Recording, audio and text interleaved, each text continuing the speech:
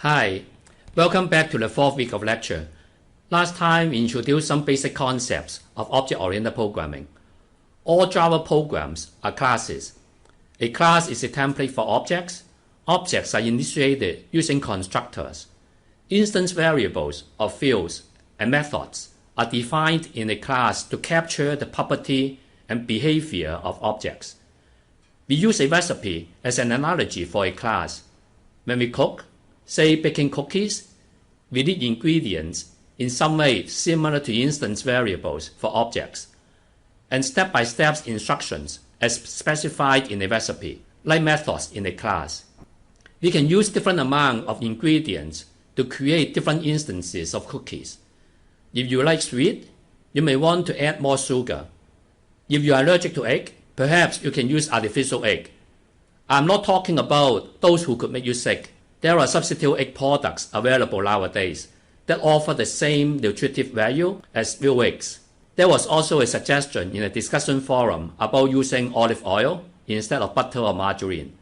When you follow the recipe to bake the cookies, you can vary the amount of time. Say you can bake it longer if you want more crispy cookies, or shorter time if you want them more chewy. This is similar to the parameters that you provide to a method. We have also introduced the color image class that will allow you to manipulate images as objects. I'm very glad to see many great images that you have posted in the discussion forum.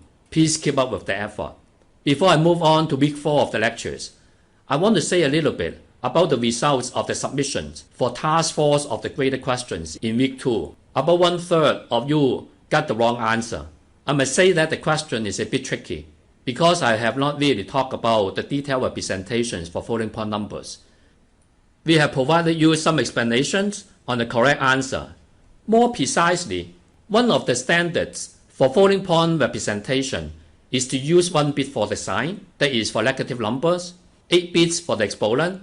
If 32 bits are used for representing floating point number, there would only be a remaining of 23 bits for representing the significant digits. In the case of int type, all 32 bits will be used for representing an integer. So you'll find that imprecision could be introduced to represent some of the floating point numbers larger than 2 to the 24th power. You don't need to know about the detailed internal representations for numbers, but you can go to Wikipedia and search for floating point numbers if you want to read more about it. This week's topic on scopes and types of variables may be a bit difficult to follow for beginning programmers. If you have any question, please feel free to post them in the discussion forum. We'll try to address them as much as possible. And we also welcome others to contribute answers to these questions. Let's begin this week's lecture.